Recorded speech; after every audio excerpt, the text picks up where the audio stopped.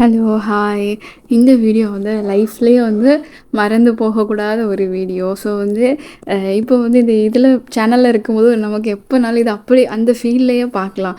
So அதுக்காக தான் நான் வந்து ஒரு பர்சனல் ரீசனுக்காக இதை வந்து நான் அப்லோட் பண்ணுறேன். இன்னொரு விஷயம் வந்து புது பேரண்ட்டுக்கு வந்து ஸ்கூலுக்கு குழந்தைங்கள விடுறதுக்கும் கொஞ்சம் ஹெல்ப்ஃபுல்லாக இருக்கும்.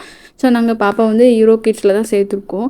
நான் வந்து ஃபீல் பண்ணேன் விஜயதசமிக்கு சேர்க்க முடியல, அப்போ இந்த மாதிரி ஃபங்க்ஷன்லாம் இருக்கோதோன்னு ஃபீல் பண்ணேன். பட் அவங்க சூப்பரு. நமக்கு அதுக்கு முன்னாடியே இவங்க என்ன பண்ணிட்டாங்க, மே 26 நல்ல நாள் பார்த்து இந்த மாதிரி ஐயர் வர வச்சு பூஜை பண்ணிவிட்டு இந்த அரிசியில் போடுறது அந்த மாதிரி எல்லா ஃபார்மாலிட்டியும் அழகாக பண்ணாங்க. ஸோ அந்த குறையும் மனசில் இல்லைன்னா கொஞ்சம் கஷ்டமாகவே இருந்திருக்கும். ஃபஸ்ட் டைமு பூஜையெல்லாம் இல்லாமல் சேர்த்துட்டோமோன்னு. பட் சூப்பர், அவங்க வந்து அதை அழகாக பண்ணிட்டாங்க. ஸோ பாப்பாவோட டேடி வெளியே இருக்கனால நானும் மம்மியும் நக்ஷத்ரா மட்டும்தான் இதில் போயிட்டு கலந்துக்கிட்டோம். ஸோ வந்து ஐயர்கிட்ட போய் சாக்லேட் கேட்டு வாங்கி சாப்பிட்டுக்கிட்டு பயங்கர போல்டான ஆள். ஸோ அப்புறம் அந்த யூரோ கிட்ஸோட அந்த வெல்கம் கிட்லாம் கொடுத்தாங்க.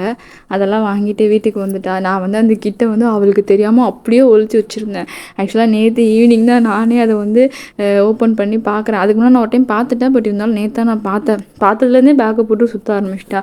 ஸோ இந்த பேக் வந்து செம்ம, அந்த கலரு அந்த நீட்னஸ்ஸு செம்ம க்யூட்டாக நல்லா குவாலிட்டியாக இருந்துச்சு. ஸோ 3 கலர் டிஷர்ட் இருந்துச்சு பாப்பாவுக்கு. ப்ளூ, இந்த மாதிரி லைட் க்ரீனு, அப்புறம் வந்து எல்லோ கலர் 3 கலர் டிஷர்ட்டு, ஒரு கேப் இருந்துச்சு. அப்புறம் பேரண்ட்டுக்குள்ள மேனுவல் ஒன்று வச்சுருந்தாங்க. ஸோ அந்த வெல்கம் கிட்டில் என்னென்ன இருக்கும் அப்படிங்கிறது ஒன்று வச்சுருந்தாங்க.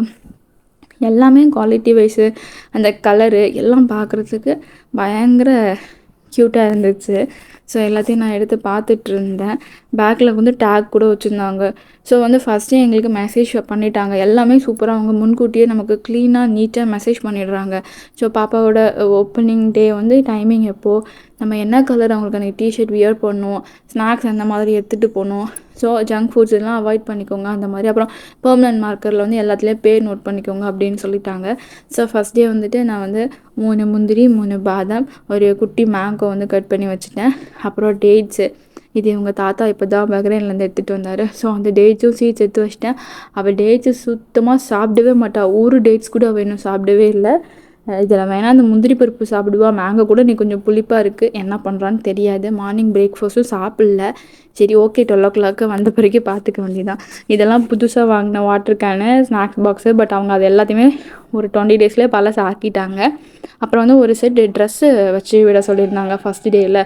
ஸோ வந்து நான் அதுக்கு ஆல்டர்னேட்டிவ் ட்ரெஸ்ஸு அவங்க என்ன சொன்னாங்களோ அதுபடி எல்லாமே வச்சுட்டேன். ஸோ பாப்பா அழகாக ரெடி ஆகிட்டா. க்யூட்டாக இருந்தா தெரியுமா. காலையில் அப்படியே கொஞ்சிட்டே இருந்தேன். எவ்வளோ குட்டி குழந்தையாக பார்த்துக்கிட்டு, பாவம் யூனிஃபார்ம்லாம் போட்டு 2.5 வயசுலேயே ஸ்கூலுக்கு சேர்த்து வரத நினச்சா கஷ்டமாகவும் இருக்குது. ஆனால் சத்தியமாக முடியாது வீட்டில் வச்சு சமாளிக்கிறதுக்கெலாம். ஒரு வாய் கூட சாப்பிடவே மாட்டோம். அவளுக்கு சாப்பாடு ஊட்டுறது வந்து எனக்கு பெரிய சத்திய சோதனையாக தான் இருக்கும். காலைல எழுந்திரிச்சி குளிக்கிறதுக்குள்ளேயே 2 அடிலாம் வாங்க தான் செஞ்சா. அப்படி எனக்கும் அவளை அடிக்கவே கூடாதுலாம் தோணும். ஆனால் அவள் வந்து உச்சக்கட்ட ஹைப்பர் என்ன ஆக்கிடுவா. அதுக்கப்புறம் சாமி கும்பிட்டுன்னா சாமிலாம் கும்பிடல, சாமிக்கு வச்ச சாக்லேட் எடுத்துகிட்டு ஓடிட்டா. ஸோ வந்து கொஞ்சம் ஃபோட்டோஸ்லாம் எடுக்கலாம், போஸ் கொடுன்னா நோ போஸ். அவள் ஃபுல் கான்சன்ட்ரேட் அந்த சாக்லேட்டில். பட் அந்த பேக்குக்கும் அவளோட ட்ரெஸ்ஸுக்கும் செம க்யூட்டாக ரொம்ப அழகாக இருந்தா. அழகி தங்கு குட்டி. ஆக்சுவலாக டிஷர்ட் டக் பண்ணி போடலாமான்னு ஒரு ஐடியா. பட் டக் பண்ணால் அந்த பொம்மை தெரியாது. ஸோ ஓகே, இன்றைக்கி இவள் இப்படி போட்டோம், அப்புறம் மற்ற குழந்தைங்க எப்படி ட்ரெஸ் பண்ணுறாங்கன்னு பார்த்துக்கலான்னு சொல்லிட்டு விட்டுட்டேன். ஸோ ஃபஸ்ட்டு டே இல்லை, அதனால் பக்கத்தில் இருந்த மாரியம்மன் கோவில் கூட்டிகிட்டு போயிட்டு அங்கே போய் சாமி கும்பிட்டுட்டு வந்தோம். நல்லபடியாக அவளோட கரியர், அவள் என்ன சூஸ் பண்ணுறாளோ அதுபடி, அவளோட லைஃப் ஸ்டைல் அவள் இஷ்டப்படி சந்தோஷமாக போகிறதுக்கு துணையாக இருக்கணும்னு சொல்லி கும்பிட்டுட்டு மேடமும் சாரிக்கிட்ட பூவெல்லாம் கொடுத்துட்டு விபூதியை போட்டுக்கிட்டாங்க.